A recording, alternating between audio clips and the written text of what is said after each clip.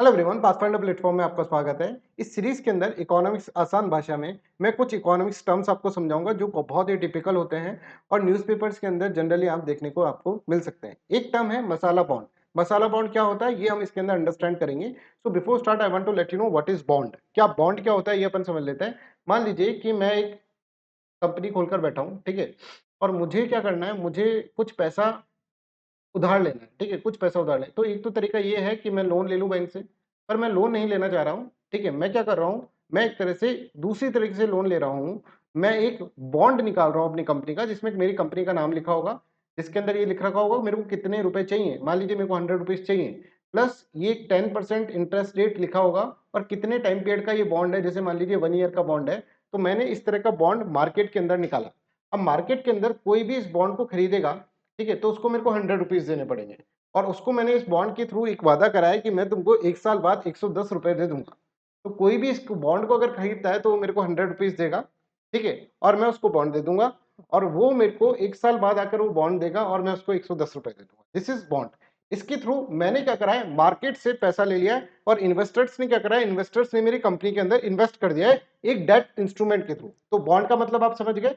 Bond is a debt instrument in which an investor loans money to an entity, मतलब entity जैसे मेरी company, investor जिसने पैसा लगाया है, जिसने बॉन्ड खरीदा है, right, which borrows the fund for a definite defined period at a variable or the fixed interest rate. जैसे मैंने अपना 10% इंटरेस्ट रेट लगाया था वैसे, राइट। तो 1 साल बाद उसको 110 रुपए मिल जाएगा अगर वो बॉन्ड मेरे को वापस लौटा देगा। आई होप बॉन्ड के बारे में आपको पूरी अंडरस्टैंडिंग हो गई होगी। अब हमको मसाला बॉन्ड समझना है तो हमको एक और कॉन्सेप्ट समझना होगा। मान लीजिए मेरी ये इच्छा है कि मैं बाहर से पैसा उधार लूं, ठीक है, बाहर से पैसा उधार लूं, मतलब हमारी कंट्री के इन्वेस्टर से पैसा उधार ना लेकर मैं एक ऐसा बॉन्ड निकालूं जिसके अंदर क्या है, बाहर से मैं पैसा उधार लूं, ठीक है। जैसे मान लीजिए मैं अमेरिका से पैसा उधार ले अमेरिका से पैसा उधार ले रहा हूं, तो उस वक्त $1 = 60 रुपीज है। तो अमेरिका से जब मैं पैसा उधार लूंगा तो मैं $1 लूंगा, ठीक है, मतलब कुछ डॉलर्स लूंगा। मान लीजिए मैंने $100 लिए, $100 लिए, और $100 लेने के बाद मेरे पास जो पैसा आएगा रुपीज के अंदर वो आ जाएगा 6000 रुपीज। और इस बॉन्ड के अंदर ऐसा लिखा था कि $100 आप मेरे को दीजिए 10% इंटरेस्ट रेट पे 1 ईयर बाद ले लीजिए, मतलब 1 साल बाद आप मेरे से $110 ले लेना, ऐसा इसके अंदर लिखा हुआ है। बट अब यहाँ पर देखिए 1 साल बाद मेरे को इसको $110 देना है। यहाँ पर देखिए 2021 के अंदर डॉलर का भाव $1 = 60 रुपीज है। दैट्स वाई मेरे पास 6000 रुपए यहाँ पर मैंने बाहर से एक तरह से लोन ले लिया। पर मुझे पेमेंट जो करना पड़ेगा, क्योंकि बाहर का बैंक है, पेमेंट मेरे को करना पड़ेगा डॉलर्स के अंदर, राइट। अब देखिए 1 साल बाद मतलब 2022 के अंदर जब मुझे पेमेंट करना था तो मुझे कितना करना था, $110, ठीक है। $110 का मतलब क्या है, 110 अगर इस रेट के, इस प्रिवेलिंग रेट के हिसाब से देखिए, 110 इंटू 60 मतलब 6600 रुपीज मेरे को यहाँ पर इसको पे करना था। अगर हम रुपीस के अंदर बात करें तो $110 देना था, पर $110 का मतलब 6600। पर 2022 के अंदर एक गड़बड़ हो जाती है, ठीक है, और मेरा बहुत नुकसान होने वाला है अभी। क्या हो जाता है 2022 के अंदर, 2022 के अंदर $1 का भाव जो होता है 120 रुपीज हो जाता है। तो अब मुझे इसको क्या करना है, $110 देना है, ठीक है। बट आप देखेंगे अब $110 का भाव जो है बहुत ज्यादा हो गया है। $110 देना है मतलब 110 इंटू 120। अगर आप देखेंगे इसके अंदर मेरे को 13100 रुपीज खर्च हो जाएंगे मेरे, इसको $110 देने में। तो आप देख रहे हैं कि मैंने लिए थे कितने, मैंने लिए थे $100, ठीक है, जिसका प्राइस 6000 था एट 2021, ठीक है। बट क्योंकि रुपीस के अंदर फ्लक्चुएशन हुआ, करेंसी के अंदर करेंसी डेप्रिशिएट हो गई, ठीक है, और आप यहाँ पर देखते हैं कि अब मुझे जो देना पड़ रहा है वो देना पड़ रहा है $110 ही देना पड़ रहा है। बट यहाँ पर देखिए 113,100 रुपीज मेरे को इसको वापस देना पड़ रहा है। और इसको मैंने कहा कि भाई ये तो मेरे को बहुत ज़्यादा प्रॉब्लम में आ गया, मेरे को तो बहुत ज़्यादा अगर देखेंगे तो नुकसान हो गया। मैं देना इसको था 6600 रुपीज़, पर मेरे को देना पड़ रहा है 113,100 रुपीज़। मैंने कहा यार ये सौदा तो मेरा बहुत गड़बड़ा गया। इसी चीज़ को, ये चीज़ गड़बड़ ना हो, इसी चीज़ के लिए हम रुपीज़ डोमिनेटेड बॉन्ड्स लेकर आते हैं। तो रुपीज़ डोमिनेटेड बॉन्ड क्या है, हम आपको यहाँ पर समझाते हैं।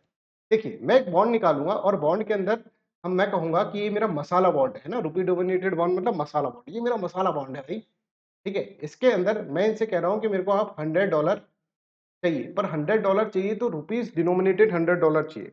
मतलब मैं एक तरह से आपसे 6000 रुपए मांगता हूँ, ठीक है। मैं यहाँ पर डॉलर नहीं मांगकर आपसे रुपीज डिनोमिनेटेड बॉन्ड है क्योंकि ये मसाला बॉन्ड, तो मैं आपको 6000 रुपए मांगूंगा। और चाहे फ्लक्चुएशन रेट कुछ भी हो, ठीक है, आगे जाके एक्सचेंज रेट कुछ भी हो, मान लीजिए 120 होता है, 200 होता है, डजंट मैटर, ठीक है, it doesn't matter at all, ये मेरे इसको इफेक्ट नहीं करना चाहिए। मैंने आपसे 6000 रुपए लिए, मैं आपको 1 ईयर बाद 10% इंटरेस्ट रेट पे पैसा दे दूंगा, मतलब मैं आपको वापस 6000 रुपीज के इक्विवेलेंट डॉलर्स में आपको वापस दे दूंगा, ठीक है, चाहे वो कितना भी रहा हो। अब यहाँ पे 6600 रुपीज की इक्विवेलेंट डॉलर्स मैं आपको यहाँ पर दूंगा। I hope this is clear to everyone.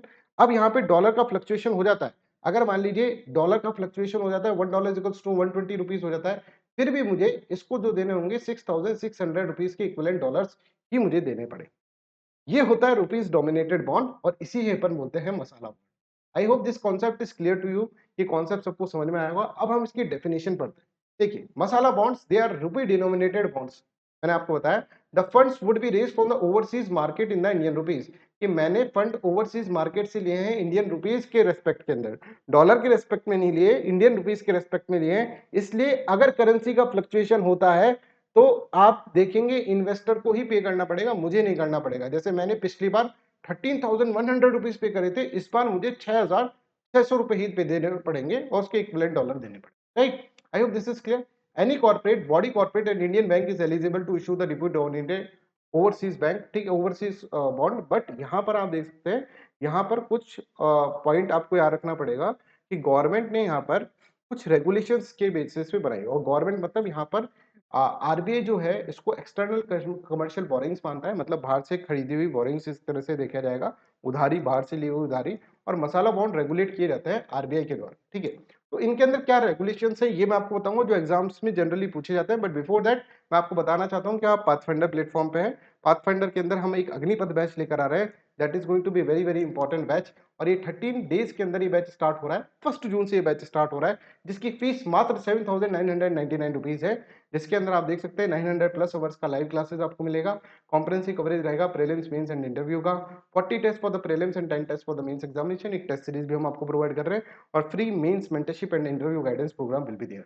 Believe me, ये बैच के अंदर हम क्वालिटी को बिल्कुल, इसके अंदर 100% क्वालिटी आपको देंगे। एक बार आप ज्वाइन करेंगे तब आपको पता चलेगा कितना क्वालिटी का बैच है, सिर्फ 7,999 रुपीज के अंदर।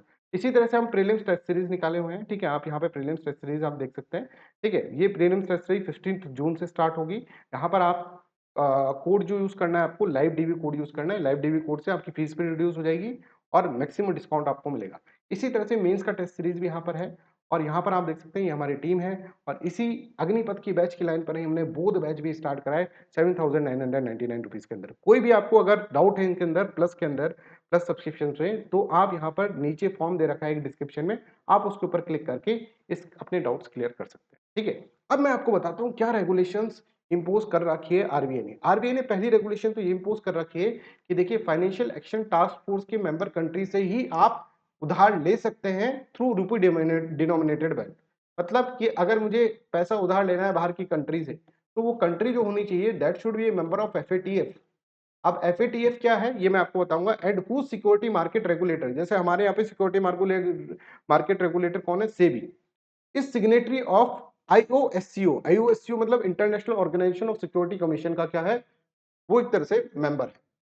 तो जैसे सेबी मेंबर है आईओएससीओ का, वैसे अमेरिका का कोई सिक्योरिटी एजेंसी रहा होगा वो भी उसका मेंबर होगा। इस तरह की कंट्री से ही आप ले सकते हैं, क्या इस कंट्री के अंदर ही आप इशू कर सकते हैं रूपी denominated bond, that is masala bond. I hope this is clear. तो हम एफएटीएफ के बारे में थोड़ा समझ लेते हैं। एफएटीएफ एक ऑर्गेनाइजेशन है, फाइनेंशियल एक्शन टास्क फोर्स, जो कि एंटी मनी लॉन्ड्रिंग एक्टिविटीज को प्रमोट करती है। यानी एंटी मनी लॉन्ड्रिंग एक्टिविटीज मतलब जिससे कि आप अपना ब्लैक मनी को व्हाइट मनी ना कर पाए, और एक तरह से फाइनेंशियल वॉच डॉग है, ठीक है। और इसके अंदर कोई भी इलीगल एक्टिविटीज होती है उसके खिलाफ ये ऑर्गेनाइजेशन है, और ये कुछ इंटरनेशनल स्टैंडर्ड्स भी सेट करती है। आप यहाँ पर देख सकते हैं this are the member countries of the FATF, मतलब इन्हीं कंट्रीज से हम क्या कर सकते हैं, इन्हीं कंट्रीज के अंदर हम rupee denominated bond that is masala bond हम यहाँ पर डाल सकते हैं। तो I hope this is clear to everyone FATF क्या है। इसके अलावा आप यहाँ पर देखिए कुछ और रेस्ट्रिक्शन है। Money raise through such bond can not be use in the real estate activities, real estate activities के अंदर यूज नहीं कर सकते।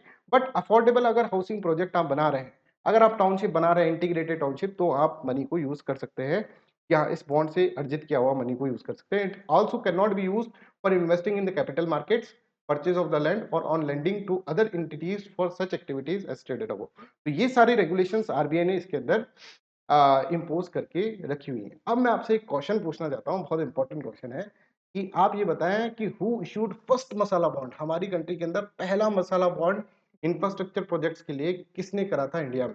और पहला ही मसाला बॉन्ड था जो इंफ्रास्ट्रक्चर प्रोजेक्ट्स के लिए था, भारत के अंदर इश्यू करा गया था, किस ऑर्गनाइज़ेशन के द्वारा इश्यू करा गया था? सभी बच्चे कमेंट सेक्शन के अंदर लिखकर ये बताएँ। थोड़ा-सा आपको भी रिसर्च करना पड़ेगा, तभी जाकर आपको चीज़ें समझ में आती है। तो इसलिए मैंने हर जो वीडियो के बाद इस इकोनॉमिक्स आसान भाषा सीरीज़ के अंदर मैं ऐसा क्वेश्चन आपसे पूछूँगा। ठीक है? So that's all for today's class. Thank you so much. Bye bye, take care and have a nice